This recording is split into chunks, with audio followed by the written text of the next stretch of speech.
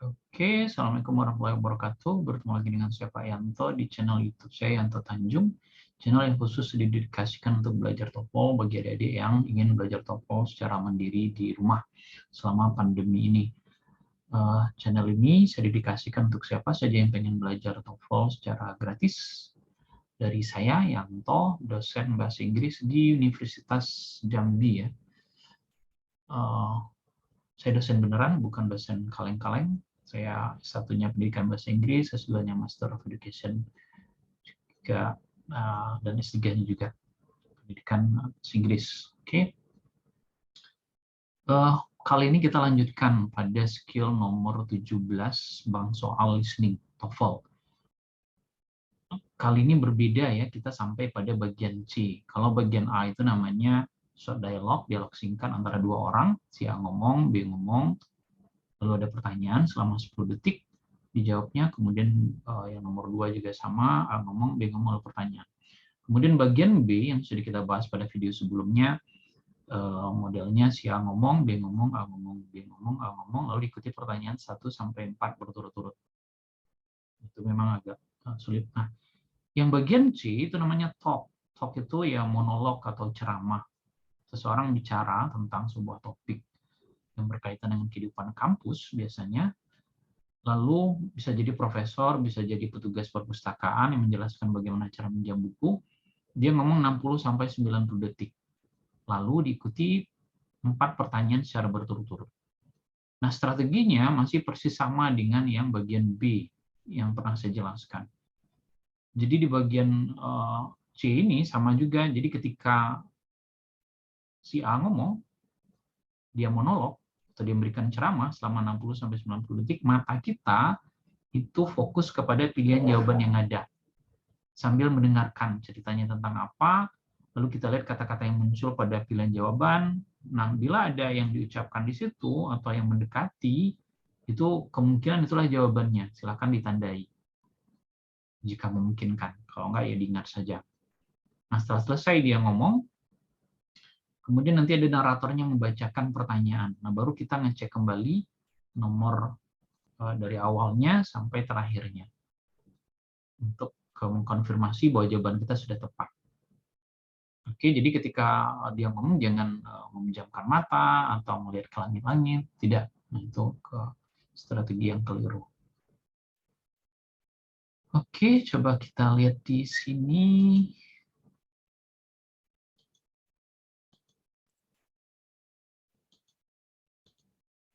Ini dia.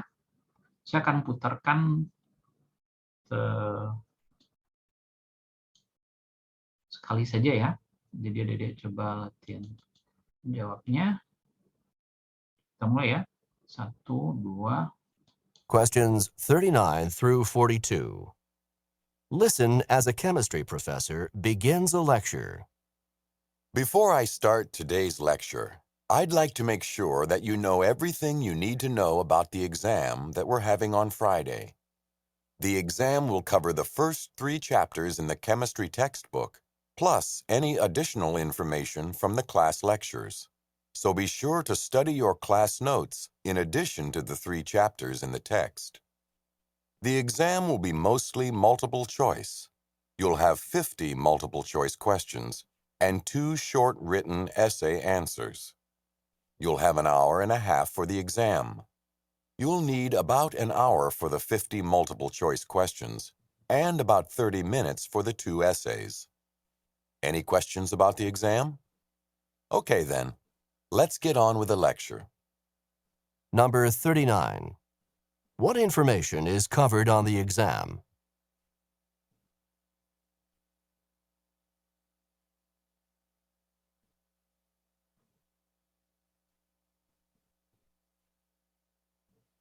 Number 40. What types of questions are included on the exam?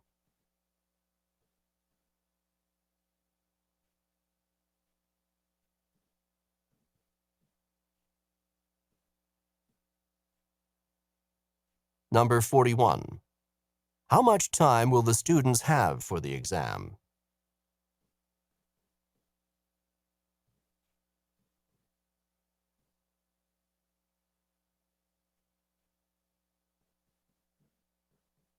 Number 42. What will the students probably do next?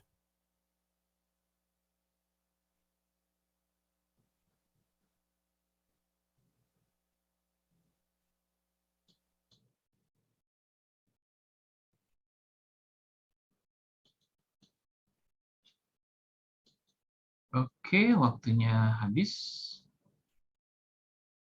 Jadi demikian ya, Dek ya. Tadi sudah saya jelaskan ketika percakapan terjadi, maka kita ke bagian yang ini. Dia ngomong apa gitu. Kita cek. Kemudian bagian ini, bagian ini, bagian ini. Terus setelah selesai, dia ngomong, ada pertanyaan yang disampaikan oleh narator, baru kita balik lagi ke sini. Oke, coba kita diskusikan. Ini nomor 39 katanya, what information is covered on the exam? Informasi apa saja yang di-cover pada ujian? Artinya apa sih yang ditanyakan dalam tes atau ujian nanti? Itu yang jadi pertanyaannya. Apakah only 3 chapters? Ini ada di sini ya, kita coba lihat jawabannya. Before I start today's lecture, I like to make sure that you know everything you need to know about the exam we're having on Friday. Ini dia. The exam will cover the first 3 chapters in chemistry textbooks plus any additional information from the class lectures. Jadi ada 3 bab. 3 bab pertama pada buku textbook kimia plus informasi tambahan dari perkuliahan. Nah, jadi jawaban yang paling tepat adalah yang ini dia, lecture notes, part of the book. Part of the book itu 3 bab tadi. Kemudian tambahan informasi di perkuliahan. Kalau yang ini hanya 3 bab saja. Kalau ini 3 buku kimia, salah. Kalau ini hanya catatan saja, padahal enggak. Gitu. Oke. Nomor 40, what types of question are included on the exam? Jenis pertanyaan apa yang muncul nanti pada pas ujian? Ini ada jawabannya sebelah sini. The exam will be mostly multiple choice. Kebanyakan pilihan ganda. You'll have 50 multiple choice question and 2 short written essays answer. Jadi ada 50 pilihan ganda dan 2 esai. Berarti yang mana nih? Esai and multiple choice. Kalau ini cuma multiple choice saja, kalau ini esai saja, ini 3 esai, salah semuanya. 41. How much time will the students have for the exam? Berapa waktu yang diberikan? Jawabannya ada di sebelahnya. You'll have an hour and a half for the exam. You'll need about an hour for the 50 multiple choice question and about 30 minutes for the essay. Jadi 1 jam setengah, berarti 90 menit. Kalau ini kan setengah jam, ini 50 menit, enggak. Ini 1 jam, enggak. Terakhir 42, what will the students probably do next? Apa kemungkinan yang akan dilakukan oleh mahasiswanya? Kan dosennya nanya, any question about the exam? Karena nggak ada yang tanya, dia bilang, oke, then let's get on with the lecture. Kalau gitu, mari kita mulai perkuliahan.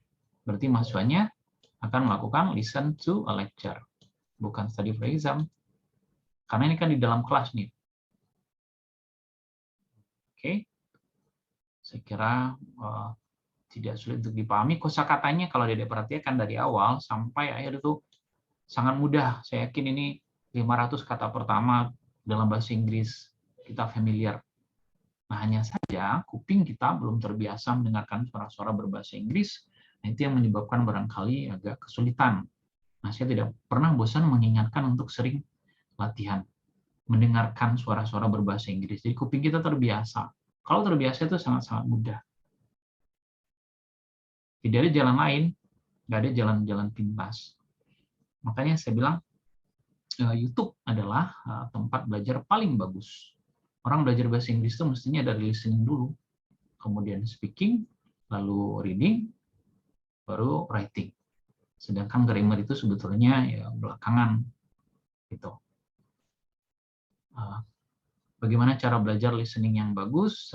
Silahkan baca buku saya, 7 kebiasaan belajar bahasa Inggris.